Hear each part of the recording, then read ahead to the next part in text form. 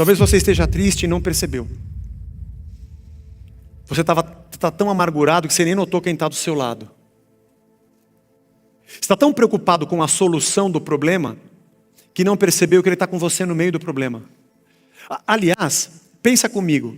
Você tem um problema para resolver e você não sabe quanto tempo vai demorar para ele se resolver. Seja uma enfermidade, um dinheiro, um desemprego, que você está procurando um trabalho. Tem um momento que você precisa que resolva esse problema. E nós esforçamos-nos na nossa fé e nos nossos ritos religiosos, tudo para que nesse momento o milagre aconteça. Mas esse momento é o que menos importa, me perdoe. Porque tem alguns deles que não se resolvem e a gente vai morrer com eles. E não percebemos que ao longo de meses e de muito tempo, enquanto nós estamos no meio da caminhada, chorando, batalhando, tentando arrumar a grana, fazendo tratamento, Ele está conosco. Eu não sei se o milagre em si, a solução desse problema vai acontecer. E quando acontece, geralmente é assim, pá. Mas geralmente eu não morro por isso. Não é porque você está sem trabalho que você vai morrer. Você morre porque o ano que você ficou desempregado, você pegou preocupação, deu piripaque, você ficou com pânico, você teve depressão, você entrou com ansiedade. E isso que acabou com você. E na maioria das vezes o problema que temos não nos mata. O que nos mata é a jornada no meio dele. E nós esperamos que Deus esteja conosco na solução e não percebemos que Ele está conosco na jornada. Ele está com a gente na caminhada. E que é na caminhada da dor que eu o vejo. É que Ele se apresenta. Ele não é aquele que me deixa sofrer e aparece no dia da vitória e fala, plim, varinha mágica, tchau, plim, Papai Noel, vim com o saco, seu presente, e eu sozinho lutando, esperando que Ele venha fazer um milagre. Ele já está. Nós estamos em Lucas capítulo 24, agora a partir do versículo 13. Lucas 24, de 13 em diante.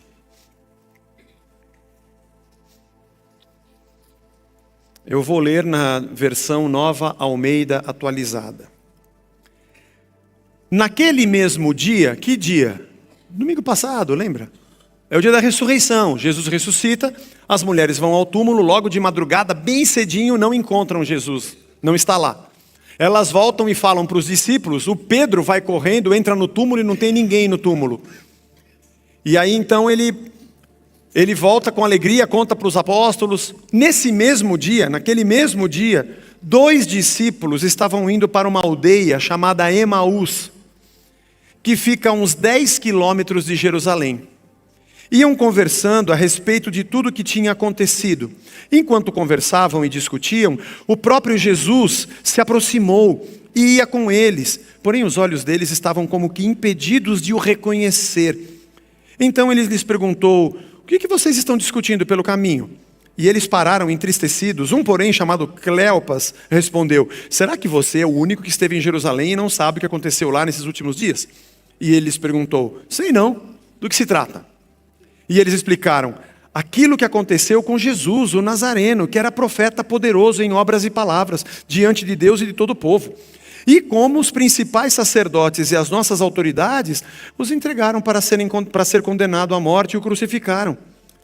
Nós esperávamos que fosse Ele quem havia de redimir Israel, mas depois de tudo isso, já estamos no 3º dia desde que essas coisas aconteceram. É verdade também que algumas mulheres do nosso grupo nos surpreenderam indo de madrugada ao túmulo. E não achando o corpo de Jesus, voltaram dizendo que tinham tido uma visão de anjos, os quais afirmam que ele vive. De fato, alguns dos nossos foram ao túmulo e verificaram a exatidão do que as mulheres disseram, mas não o viram. Então ele lhes disse, como vocês são insensatos e demoram para crer em tudo o que os profetas disseram. Não é verdade que o Cristo tinha que sofrer e entrar na sua glória? E começando por Moisés e todos os profetas, explicou-lhes o que constava a respeito dele nas Escrituras. Quando se aproximava da aldeia para onde iam, ele fez menção de passar adiante, mas eles o convenceram a ficar, dizendo, fica conosco, já é tarde, o dia está chegando ao fim. E ele entrou para ficar com eles. E aconteceu que quando estavam à mesa, ele pegou o pão e abençoou, e depois partiu o pão e deu a eles. Então os olhos deles se abriram, e eles reconheceram Jesus, mas ele desapareceu na presença deles. E disseram um ao outro, não é verdade que o coração nos ardia no peito quando ele falava no caminho e explicava as Escrituras? E na mesma hora, levantando-se, voltaram para Jerusalém, onde acharam reunidos os 11 e outros com eles, os quais diziam: de fato o Senhor ressuscitou, já apareceu para Simão. E então os dois contaram o que lhes tinha acontecido no caminho e como tinham reconhecido o Senhor no partir do pão. As mulheres vão ao túmulo, o túmulo está vazio. Um anjo fala com elas, ele não está aqui, ressuscitou. Por que vocês procuram entre os mortos aquele que está vivo? Elas saem correndo, vão avisar os apóstolos. Pedro vem correndo, vê o túmulo vazio, volta contra para eles. Meu, ele não está aqui, ele ressuscitou, aquela loucura toda. Os anjos disseram para elas: vocês não lembram que ele falou para vocês que o filho do homem iria morrer e ressuscitar? Então estava essa coisa, ele ressuscitou, ele não está aqui, aquela loucura. Nesse mesmo dia, provavelmente à tarde, porque quando estão chegando em Emaús o sol está caindo. Então deve ter saído de Jerusalém aí umas 4 da tarde. 10 quilômetros de distância até Emaús. Estamos falando de 2 horas mesmo de caminhada, 2 horas e pouquinho, dependendo do passo. Esses dois que não eram dos 11, pois eles voltam para falar com os 11, não era do grupo dos discípulos que Jesus havia chamado, mais próximos, mas eram discípulos, caminhavam com Cristo, conheciam os apóstolos, conheciam as mulheres. Eles estavam ali com a patota, né? Mas não estavam exatamente no grupo dos 12. Diz o texto que eles vinham andando pelo caminho e Jesus, ressurreto, se aproxima deles. Isso era uma coisa muito comum. Lembra da parábola do bom samaritano? Que um homem descia de Jerusalém para Jericó, foi atacado por salteadores, né? Jesus conta essa parábola. Essa parábola para eles não soa estranho, porque andar pelas estradas romanas não era uma coisa segura completamente. Eles pavimentavam as estradas com pedras, tipo paralelepípedo, só que cada um com uma forma, não eram todos iguais, mas pavimentavam, tinham a sua terraplenagem, era bem avançada a construção naquela época. Eles faziam as estradas assim para que as carruagens, os carros pudessem avançar. Tinham demarcações de distância também, não é como a nossa hoje, quilômetro, milha, era estádios, né? Mas era diferente, mas tudo bem, tinha as demarcações, para que eles soubessem onde eles estavam próximos ou não das localidades onde iam visitar. E era muito comum a pessoa estar andando por uma estrada dessa sozinha e ser atacada por um bandido. Alguém que sorrateiramente escondido o atacava. Então, o que eles faziam quando viajavam? Ou apertava o passo para encontrar alguém que estava na frente, ou esperava vir alguém para ir junto. Tudo bem? Estão indo para onde? Para Emaús. Podemos ir junto? Vamos andando. Porque assim eu não estou sozinho. Então essa cena não é uma coisa novidade para esses dois discípulos que estão indo para Emaús. O fato de Jesus se aproximar e dizer: oi, tudo bem com vocês? Tudo legal, vamos aí, vamos junto, era comum. E isso acontece. Jesus estava ressurreto. Aqui nós temos um encontro de duas realidades que não vivem e não convivem juntas: a eternidade e o tempo. O Jesus eterno, ressurreto, transitou entre eles no tempo, na existência temporal. Houve uma intersecção de duas realidades. Isso aconteceu primeiramente no Monte da Transfiguração, quando Elias e Moisés, quando na verdade Pedro, Tiago e João conseguem enxergar o que a eternidade estava mostrando a eles. Pedro, Tiago e João viram Elias e Moisés. Não me perguntem como é que eles sabiam que era Elias, como é que eles sabiam que era Moisés. Só sei que foi assim. Mas eles sabiam, né? Jesus deve ter dito, ou de repente eles colecionavam as figuras dos profetas do Antigo Testamento, as figurinhas, e tinha lá o Elias e Moisés. Mas Jesus estava com Elias e Moisés, e diz o texto que Jesus foi transfigurado. O corpo dele resplandecia. Ele foi transformado no corpo eterno ressurreto antes de acontecer. No corpo que não envelhece, que não morre, que não tem defeitos, que é eterno. E creio que talvez um dos motivos é o Elias e o Moisés, que também não temos notícia da morte deles. O Elias foi levado numa carruagem de fogo. A carruagem era de fogo. Não é que Elias foi levado numa carruagem de fogo. Não. A carruagem era de fogo. Piadinha fraca, né, irmãos? Mas tudo bem. Ele foi levado na carruagem de fogo. E o Moisés, ninguém viu a sua morte nem o seu sepultamento. Mas como se os dois aparecessem dizendo assim: Jesus ia enfrentar a cruz. É isso aqui, Isso aqui vai acontecer com vocês. Jesus é transfigurado ali. Toda a agonia que ele enfrenta na cruz foi precedida pelo tudo que aconteceu no Monte da Transfiguração. Quando Jesus ressuscita, Vamos pegar aqui um pouco dos outros evangelhos. Ele aparece para Maria e ela não reconhece ele. A narrativa, acho que de Marcos e de Mateus. Quando ele diz Maria, ela reconhece, ela acha que é o jardineiro. Ele aparece para os discípulos aqui no caminho de Emaús, eles também não reconhecem que é ele. Imagina que eu aparecesse aqui glorificado, irmão. Sem cicatriz na testa, não vai ter cicatriz, sem nariz torto. Você vai falar, será que é o Zé mesmo? Né? A gente sem perda de cabelo, sem as marcas do tempo. A verdade é que era uma realidade que transcendia tudo que eles conheciam. Jesus aparece e eles não reconhecem. Ele aparece depois para os discípulos na praia, aparece quando Tomé não acredita, ele atravessa a parede e as portas fechadas no cenáculo e diz, paz seja convosco. Come com os discípulos, é uma realidade física porque ele come, mas fora do tempo porque ele atravessa as portas fechadas. Isso é muito louco pensar nisso. A realidade eterna invade um pouquinho do tempo e se apresenta aos homens. Você fica pensando que Jesus comeu peixe e um favo de mel, outra piadinha sem graça. Peixe e o favo de mel com os discípulos. Aí quando ele atravessa a parede, ele atravessa o favo de mel e o peixe ficam na parede. Não, foi junto com ele. É legal isso, né? Você nunca pensou nisso? Mas enfim, os discípulos a caminho de Emaús, quando Jesus se aproxima, a princípio não reconhecem. Talvez também porque não tivessem olhado, talvez também porque não pararam para perceber a sua voz. O texto diz que os olhos deles estavam como que impedidos de ver. Mas eles seguem caminhando e Jesus já pergunta, vocês estão conversando do quê? Só para entrar na conversa aqui. Do que aconteceu em Jerusalém, pô. Aconteceu em Jerusalém? O que aconteceu em Jerusalém? Não é possível que só você esteve em Jerusalém na festa e aconteceu tudo o que aconteceu de Jesus, que para nós era um grande profeta, poderoso em obras e em palavras.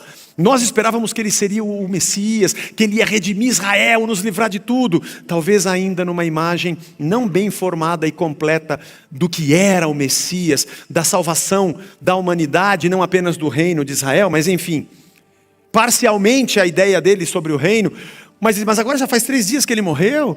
Então a gente está meio chateado, talvez até pela tristeza, talvez até pelo tudo que havia acontecido. Eles estavam indo de cabeça baixa para Emaús, e o próprio Jesus diz, rapaz, vocês são lentos, hein?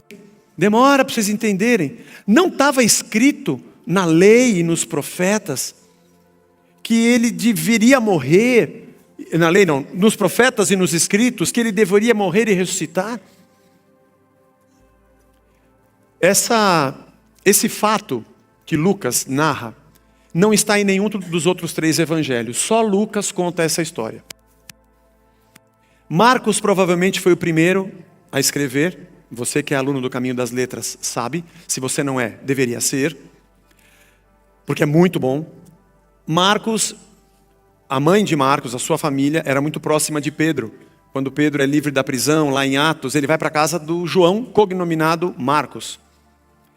Que é esse que escreveu o Evangelho.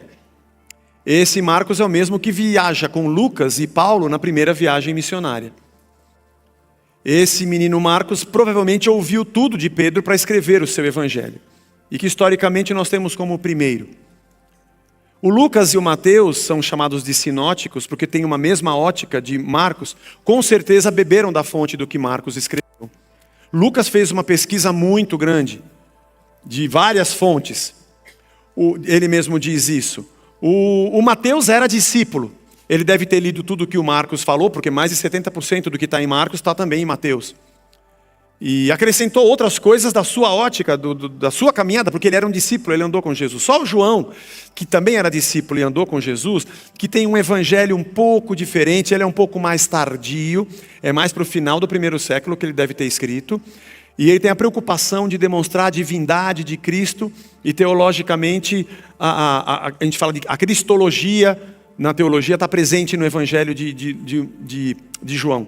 Ele tem uma preocupação de demonstrar teologicamente esse Messias encarnado, esse verbo encarnado. E ele é um pouco diferente. Mas o Lucas é o cara que mais escreve, é o maior deles na sua pesquisa. Por isso alguns historiadores acreditam que quando ele diz que os 2 discípulos estavam andando, o Cleopas e o outro, que esse outro seria ele mesmo. E de que usando uma figura histórica descrita, fez a descrição na terceira pessoa como se não fosse ele. Nós não temos certeza disso, não dá para afirmar. Mas se foi incrível, hein? Que experiência é essa de estar triste, abatido, indo uma caminhada de aproximadamente 2 horas, o próprio Cristo se apresenta ao lado deles. Também não deveriam ter percebido que era Jesus, porque ninguém fica pensando que o morto vai aparecer do lado dele andando. Por mais que alguém tenha dito, não é uma coisa muito comum. Não sei se você já chegou a ver algum, não cheguei a ver. Não era uma coisa que se esperava. Enfim, eles vão conversando. Mas algumas coisas eu acho que são muito importantes nesse trecho. Nisso que o Lucas está explicando para o Teófilo. A respeito de como Cristo se revela para nós. Como Cristo está presente na nossa vida.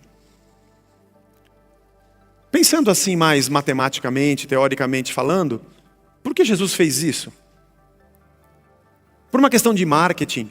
Seria muito melhor se Jesus tivesse, de repente, ressuscitado e feito um evento. Arma um palco com luz e aparece para um monte de gente. Aí vai ficar incontestável a sua ressurreição, quando disserem que ele ressuscitou. Ou pelo menos, se ele não fizer isso, gasta mais tempo com os discípulos, pô. Porque eles vão escrever aí o seu evangelho, ô Jesus.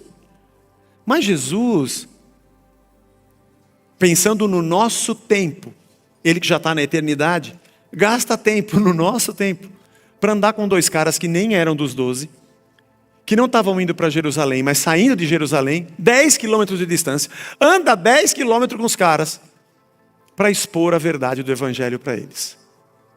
Isso é muito interessante. Isso fala um pouco do Jesus que a gente crê. Fala um pouco do Deus presente para todos e em todo o tempo, da mesma forma que a gente crê. E Jesus diz para eles, vocês estão tristes porque Jesus morreu? É, porque Jesus morreu. Mas não estava escrito que ele iria padecer? E aí o texto diz, no versículo número 16, é isso? 26. No verso 26, ele fala, não convinha que o Cristo padecesse e entrasse na sua glória. E aí, olha que incrível, presta atenção nessa frase, irmãos. Começando por Moisés e discorrendo por todos os profetas, expunha-lhes o que a seu respeito constava em todas as Escrituras. Queria estacionar nessa ideia aqui. Jesus está na intersecção teológica de 2 momentos do entendimento do homem a respeito de Deus. A saber, o que nós chamamos de Antigo Testamento, evangelhos e epístolas que nós chamamos de Novo Testamento. Jesus está aqui, no meio disso. O que Teófilo assiste diante de si na religião dos judeus, à qual ele se converte, é a prática de tudo o que estava escrito no Antigo Testamento, na lei, a respeito das cerimônias, dos sacrifícios, do sábado, do templo, da vida e devoção do povo. Apesar que na cabeça do Teófilo deve ter sido uma confusão. Peraí. Mas Jesus, ele é judeu, ele é Senhor nessa religião, mas parece que eles creem em um outro Senhor. Os discursos de Jesus que os caras me contam são muito incríveis, mas parece que é diferente de alguns discursos que eu vejo na sinagoga. Mas a sinagoga é da mesma religião, né? Porque Jesus vai na sinagoga. E o templo tem o sacrifício, mas eles me disseram que Jesus é o sacrifício, mas Jesus também ia no templo. Ô Lucas, me ajuda a entender isso aqui. E o evangelho de Lucas Lucas escrevendo para o seu amigo, e deixou muito claro ao longo desses 80 sermões que nós fizemos, como há uma separação clara entre o que era uma religião sem Cristo e o que era Jesus Cristo e a nova aliança e o seu reino. Isso é muito importante para nós hoje. Se isso aqui foi importante para o Teófilo naqueles dias, olha, na eternidade, quando encontrar o Teófilo, falar, rapaz, a pergunta que você fez para o Lucas rendeu, mano. E ajudou muito a gente. Porque nos dias de hoje, nós temos um movimento evangélico sem evangelho. e um movimento cristão sem Cristo.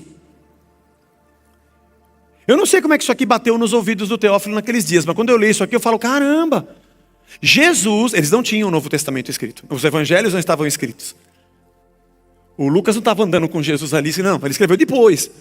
No dia em que Jesus encontrou esses discípulos a caminho de Emaús, não tinha os evangelhos escritos nem as epístolas. Não tinha nada escrito. Tudo que Jesus falou a respeito dele, da sua obra, da sua ressurreição, da sua divindade, da sua encarnação, do seu messiato, da sua obra redentora, tudo que ele falou a respeito deles para esses dois, ele falou usando tudo que estava no Antigo Testamento.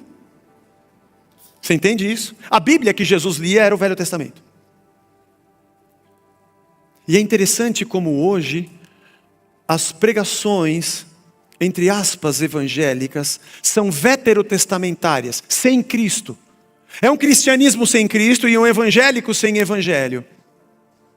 E você é levado a acreditar em personagens que não são o Woody. Porque se você assistiu Toy Story, pode ser que você goste do Senhor e Senhora Cabeça de Batata. Pode ser que você ache muito legal o Buzz, até saiu uma série com o filme dele. Pode ser que você goste do Slink, muito legal. Mas o personagem central do filme é o Woody. Amigo, estou aqui.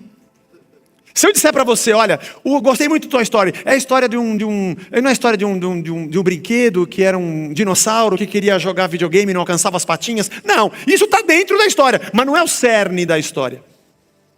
Não é o centro dessa história.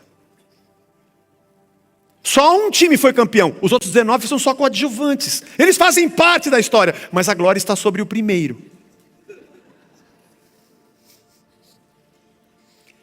E você ouve pregações dizendo para você, vou pregar para você, vou profetizar para você, você tem que ser como o Josué, como o Davi, como o Salomão, como o Sansão, e você tem que dar essas voltas e pegar essa espada e pegar esse ramo e jogar o prato de sal, não sei aonde, e a sua vida de espiritualidade, devoção e fé fica linkada a personagens que não são o central. Se inventou uma outra religião, com uma outra fé, com uma outra prática, como se Deus na eternidade dissesse, agora que eu coloquei esses personagens, eu vou reproduzir uma fabriquinha de gente que vai imitar. Levanta a espada igual, grita o mesmo grito que eu te abençoo. E Jesus, começando lá em Moisés, 2 horas de caminhada, dá para conversar bastante, né? Desde Moisés, passando então pela lei, entrou na história do povo judeu, a sucessão dos reis, a separação dos reinos, Judá, Israel, todos os profetas, maiores, menores, pré-exílicos, exílicos, pós-exílicos, e explica para eles que tudo o que eles estavam dizendo dizia respeito a ele. Se alguém te pregar um evangelho que não tem um evangelho, ou um cristianismo que não tem Cristo, corra. Corra, isso não é reino de Deus. Apesar de estar escrito na Bíblia, tiraram o personagem central e levaram a sua devoção à imitação de homens, apenas porque você busca resultados de vitórias e conquistas, e não uma transformação pelo Filho de Deus que habita em nós. Eu tinha que fazer esse apêndice aqui, eu tinha que falar disso aqui, porque é a chance que eu tenho de falar, irmão. Pare e pensa o que Jesus fez. Tudo que você lê no Antigo Testamento é sobre Cristo. E se você lê alguma coisa no Antigo Testamento que não é sobre Cristo, é porque é histórico apenas, não revela o plano central de Deus na redenção, ou porque é meramente cerimonial do templo e da religião, do sacrifício, da circuncisão, e teve uma época para começar e uma época para acabar. É por isso que Jesus disse: ide por todo mundo e pregai as boas novas, pregai o evangelho. E o evangelho não estava escrito ainda quando ele disse isso. Ele não estava falando de um livro, ele estava falando de um reino e de uma boa nova. É por isso que eu só prego o evangelho, esteja ele escrito no Novo ou no Antigo Testamento. Eu só prego sobre Jesus, porque Jesus é o centro da nossa fé. Nós não somos politeístas e nem idólatras, nós temos um único Deus. Cuidado com o evangelho sem os evangélicos sem evangelho. E cuidado com os cristãos sem Cristo. Olhar para Jesus e o seu reino é você compreender que ali está a nossa vida. Ô Teófilo, é isso aqui, ó. Para desfazer, para fechar com chave de ouro, tudo que eu estou te explicando no meu livro, que eu estou escrevendo para você, não se esqueça disso. Tudo que está escrito é sobre Jesus. É só Jesus. E nada mais. Negue qualquer outro tipo de mensagem que te faça ficar imitando atitudes de personagens para obter resultados. Gente, comprando espadinha ungida e bugigangas espirituais, e o sal e não sei o quê. Se você quer isso, pelo menos vai direto na Conde de Sarzeda, você vai pagar 100 vezes menos. Porque a hora que passa pelo mercado da fé e chega lá na ponta do ungido, o negócio custa caro, irmão. Vamos ao que interessa, não que isso não interesse. Quando Jesus explica tudo isso para eles, parece que ele vai chegando no final desse bate-papo, e eles já estão chegando em Emaús. Mais ou menos 2 horas de caminhada, eles dizem que o sol já está, o dia já está findando, o dia para eles acabava às 6 da tarde. Eles saíram de Jerusalém entre 3:30 e 4 da tarde. Aquele sol das 2 é muito ruim, deixa eu baixar um pouquinho, a gente vai. Eu me lembro quando eu era garota, a gente fazia isso, eu estava na praia, na casa da minha tia, a gente gostava de jogar bola na praia. Que hora? 4, depois que o sol baixa. E não sei quem já jogou bola na praia, até que hora a gente joga? Na época não tinha iluminação, enquanto a gente vê a bola. Já jogou bola na praia, não é assim? Vai escurecendo, você ainda vê a bola, vai jogando. Tem uma hora que você não enxerga mais nada, aí tudo bem. Está escurecendo, entra e vamos conversar. O papo tá bom, dorme por aqui, amanhã você continua a viagem. E você não vai seguir sozinho de noite. Beleza, Jesus entra com eles. Eles põem a mesa. Jesus dá graças, parte o pão, e aí os olhos deles se abrem. É Jesus! Aí ele vai embora. Aí ele desaparece. A representação da ressurreição foi muito rápida. Quando eles descobriram, ele já desapareceu. Jesus gastou 2 horas só para explicar que ele era o centro da história do mundo. Isso era mais importante, talvez. Depois que ele ressuscitou, já viram, né? Agora eu já vou, que eu tenho mais o que fazer em outro lugar. Mas tem 2 coisas aqui que eu gostaria de, já na reta final desse sermão, falar dessas 2 coisas. Primeiro, aquilo que eu disse no início, de por que Jesus gastaria esse tempo para andar 10 quilômetros com 2 caras que aparentemente não eram tão importantes, ou não era um dos 12. Não sabemos se Lucas era um deles. Se foi, ele acabou escrevendo um dos evangelhos. Mas nós fazemos na nossa mente, temos uma ideia de graus de importância para que Deus esteja com alguém ou não. Coisas que sem a gente perceber a gente faz. Não, Deus está aqui na igreja. Não, eu vou lá na igreja porque eu vou cultuar a Deus. Deus não mora aqui dentro. Isso aqui é um prédio só. Ele habita em nós. Mas sim, a nossa reunião é muito abençoadora. Vou falar daqui a pouco sobre isso. Mas nós temos assim, nós elegemos, aquele lugar é mais especial. Deus está mais lá e menos aqui. Ou pessoas, Deus está mais com aquela pessoa e menos com aquela outra. Ou, não, mas acho que eu vou lá, Deus não vai estar ali comigo. De uma pessoa que tenha mais Deus do que eu. Essa ideia é uma ideia bem da religião, é bem do comércio da religião.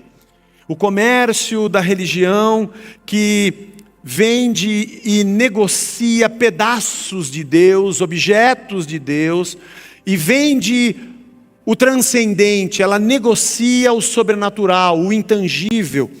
E através de uma cerimônia ou de um rito, você recebe misticamente um pouco mais de poder e de unção. E quem tem, passa para quem não tem. E quem tem, manda mais em quem não tem. E dá cobertura para quem não tem. E se sair da minha cobertura, você perde toda a sua bênção. Esse comércio das coisas espirituais e sagradas é muito forte dentro da religião. E nós, sem pensar, temos uma tendência muito grande de embarcarmos nessas ideias. Jesus não. Jesus andou 10 quilômetros com esses 2 caras para explicar para eles que ele estava vivo. Gastou 2 horas com esses caras que não eram dos principais discípulos, porque não tem essa coisa de principais. Só tem a gente. Deus escolheu os 12 caras mais incríveis da terra para serem os apóstolos? Não, Ele escolheu 12. Ok, havia uma vocação, havia algo que eu não consigo entender dos céus para a terra sobre cada um, mas isso não os diferenciava qualitativamente. Isso não fazia deles seres humanos diferenciados, mais elevados espiritualmente do que outros. Como se Deus fosse mais acessível com eles. Deixa eu falar com o Pedro, que se o Pedro orar, Deus atende mais rápido. Eu tentei falar, até mandei uns e-mails para Deus, mas deve ter uma pilha de e-mail. Os de Pedro, ele tem um grupo de WhatsApp, ele fala direto com o Pedro. A religião adora vender essa ideia de que Deus está só comigo. Venha que eu te dou um pedacinho dele. Mas Jesus não é assim. Jesus entra no caminho com você. Ele anda junto com você. Ele gasta tempo com você. Pode ser que você não percebeu. Que no meio da tua jornada, na trilha, com as tuas lágrimas, com o teu choro, com a tua batalha, você pense que esse seria um lugar onde Deus não estaria. Mas Ele está lá com você. Sem a mediação de ninguém. Sem precisar de ter um dos apóstolos ali. Sem precisar de ter nenhum ungido ali. Só tinham 2 corações entristecidos pela morte de Cristo. Ali estava Cristo. Mesmo que eles não percebessem. Eu não sei que batalha você está passando, nem qual caminho você está trilhando com as suas dificuldades. Mas eu só queria que você soubesse que você não está sozinho. Porque Jesus está andando com você. Mas faz pouco tempo que eu me converti, que eu venho à igreja, eu nunca li a Bíblia inteira, eu tenho pouco conhecimento, eu nunca estudei muito a Bíblia. Tudo bem, Jesus não perguntou para eles se eles tinham estudado a Bíblia, se eles tinham feito teologia, nem tampouco quanto tempo eles eram convertidos. Ele simplesmente se mostrou. Eu não sei o que impede você de perceber que Ele é presente na sua vida. Que não existe uma estratificação de mais e de menos.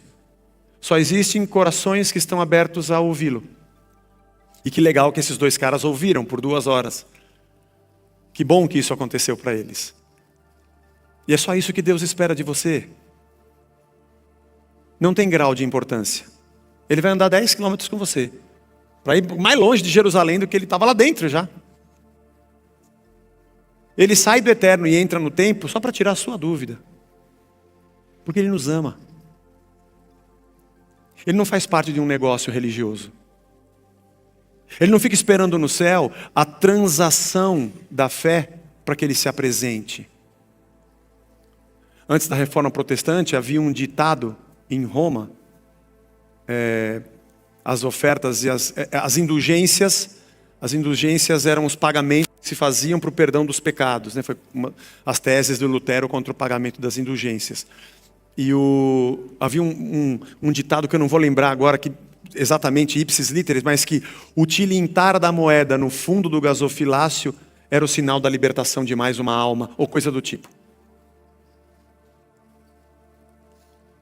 Deus não fica checando se o teu Pix bateu no cofre da igreja, para saber e dar ordem, não, pode liberar, porque... Não, senhor, aquele está bloqueado, ainda não... Ah, tá, não, tá, é cartão, é crédito, espera bater que a gente... Entra na fila de quem pagou com cartão de crédito. A minha vida e a sua vida foram compradas pelo sangue precioso de Cristo vertido na cruz do Calvário. Não tem a ver com dinheiro. Ele está aí com você.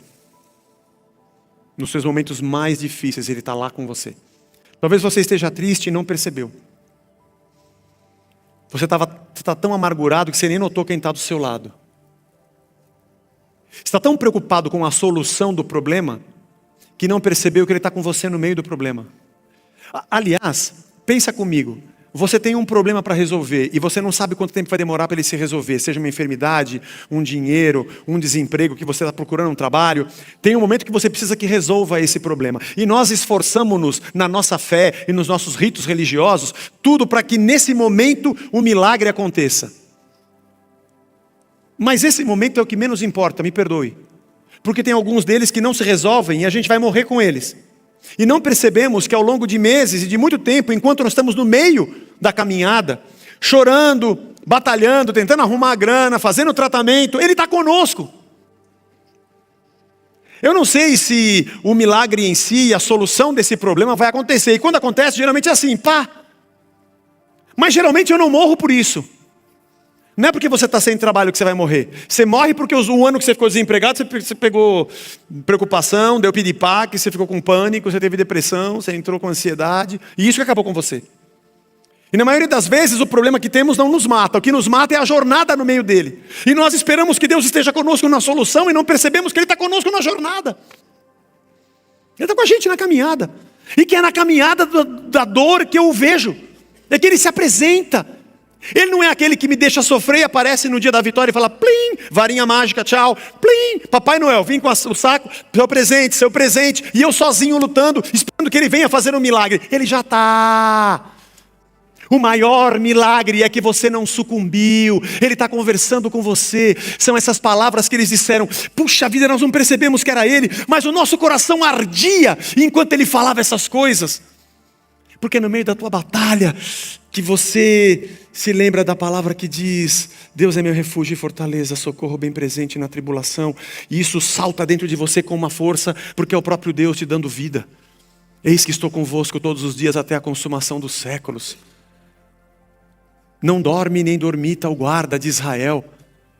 Nós não paramos para perceber como essas palavras, elas são vida para nós. Ele está com a gente, falando sem parar. Ó, está ouvindo? Então Ele está falando. Ele está falando. Fique tranquilo. Não está faltando nada para você. E eu sei que você deve ter um amigo que é crente, evangélico, ele só te atrapalha. O amigo ateu é mais legal. O ateu, você conta o problema para ele e ele fala, vamos tomar uma pinga. O amigo ateu fala, vou te ajudar, vou te apresentar uma pessoa. Ou vai falar, relaxa cara, uma hora isso passa. Ele vai tentar te pôr para cima. Agora, se for um evangélico, vai falar que você não deu dízimo, você está em pecado, você não participou da campanha, você furou a corrente, está fora da cobertura, está na igreja errada. Aí vem com um monte, aí pega tudo aquilo que não fala de Cristo e joga para cima de você como se fosse uma maldição. Deus nos livre disso. Depois você procura uma música da Rita Lee, uma música evangélica.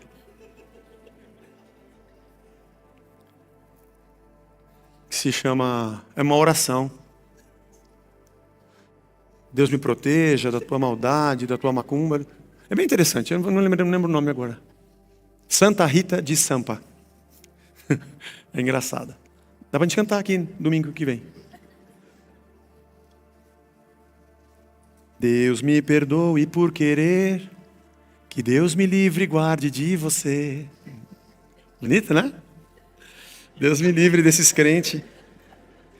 O jeito que você come, a roupa que você usa, a pessoa em quem você vota, vai encher o saco de outro, mano. Larga do meu pé e me deixa, meu. Não é verdade? Jesus está com você. Não precisa de nada. O que eu preciso? Não precisa de nada. Você está no caminho? Ele está no caminho com você. E o teu coração vai arder quando você ouvi-lo. Ouçam. Mas há uma segunda coisa incrível. É que Jesus está para ir embora. Ele fala, não vai embora, entra aqui, come com a gente, fica essa noite aqui. Eles põem a mesa e Jesus ora e dá graças. E quando Ele parte o pão, os olhos dele se abrem. Eu não sei, eles não eram dos 12. Os 12 andavam mais próximos, e no grupo dos 12 tinham Pedro, Tiago e João, os 3 que andavam mais próximos ainda. Mas eles com certeza deveriam ter estado na multiplicação dos pães. Tinha multidão lá, esses 2 deviam estar lá. E provavelmente estiveram em muitas outras. 3 anos e meio de ministério, 365 dias por ano, 24 horas por dia. Eles ouviram muita coisa. Os evangelhos contam a história muito rápida, muito curtinha, irmão. Você lê um evangelho de Mateus, Marcos, mesmo de Lucas, se você sentar para ler 1h20, você lê de uma vez só esses evangelhos. É muito resumido. A vida, aconteceu muita coisa. Esses caras devem ter visto muitas vezes Jesus partir o pão. Devem ter visto muitos dias Jesus orando em almoço, janta, café da manhã, sei lá quantas vezes eles comiam por dia, mas Ele dando graças e partindo o pão. Devem ter visto isso muito, para que no momento em que Ele ora e parte o pão, é Jesus. Era muito, muito evidente que era Ele. E isso faz a gente pensar na nossa vida hoje. Nós achamos que reconheceremos a Deus no momento em que Ele fala. Tá, até a página 2. Eles descobriram que era Jesus quando ele partiu o pão. Eu acho que isso aqui tem uma mensagem muito forte para nós. O Jesus que anda com você no caminho, você pode falar para muita gente, mas talvez eles não vão te ouvir da mesma maneira que você não ouve tudo que Jesus fala. E nem reconhece que é Ele, mesmo sendo um servo. Mas quando você parte o pão, Ele aparece. Quando você parte o pão, fica evidente. Está você morrendo afogado e eu na beirada. Eu te amo, você não sabe o que eu tenho aqui dentro. Queria que você olhasse o meu coração para ver a paixão que eu carrego por você. Olha, Deus no céu e você na terra. E você blu, blu, blu, blu, blu, blu.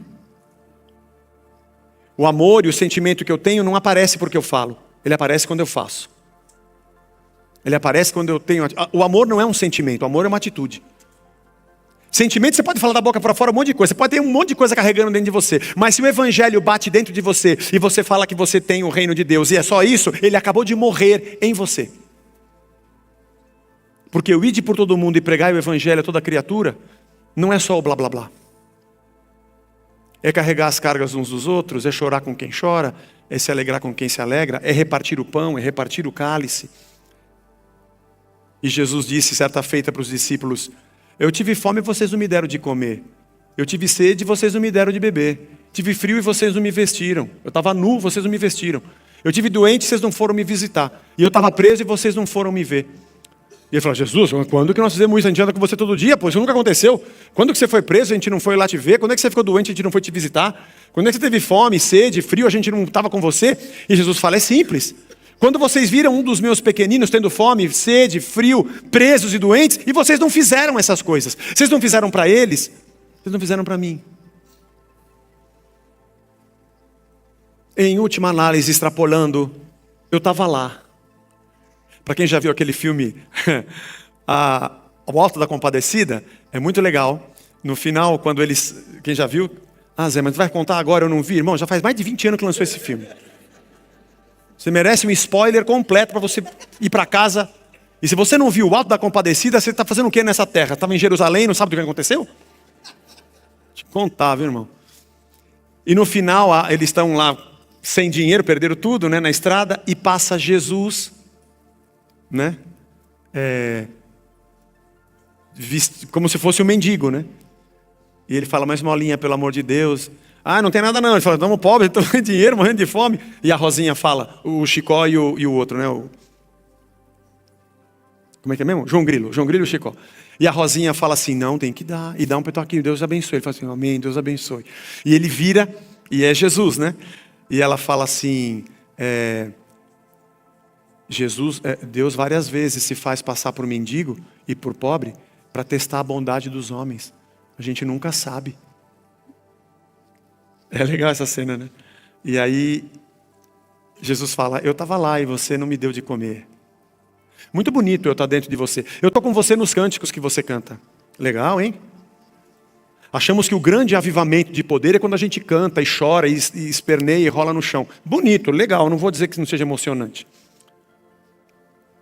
Ou quando a gente fica recluso num retiro, ótimo, retiros são ótimos. Mas o Deus que se revela nesses momentos, na maioria das vezes está no caminho, a gente nem percebe, deveria ser visto quando a gente parte o pão. Quando a gente corta o pão para repartir, as pessoas falam: opa, isso aqui é Jesus. As crianças do instituto, que nós vamos trabalhar pela festa deles no fim de ano. A gente pode ficar pregando aqui o ano todo. Vão saber que esse endereço aqui é uma igreja. Eles só vão ver Jesus quando a gente partir o pão. Acho que nós nunca tivemos na história desse país, nós nunca tivemos tanto programa evangélico em rádio, televisão, tanta internet, mas tanta gente falando. Mas ninguém consegue ver Jesus, porque as atitudes são muito ódio. Não dá para ver porque não tem ninguém partindo o pão. Estão disputando vagas, estão disputando orçamentos, estão disputando postos, mas repartir o pão. Não pense que as pessoas vão ver Jesus pelo que a gente fala. Isso aqui é uma lição muito incrível. E quando Jesus parte o pão, eles acordam. Agora dá para ver que é Jesus. Acaso não nos ardia o coração quando ele falava sobre as Escrituras? Eu acho que quando o nosso coração arde aqui dentro e a gente sabe que Ele está falando, nós precisamos repartir o pão lá fora, para que vejam quem Ele é.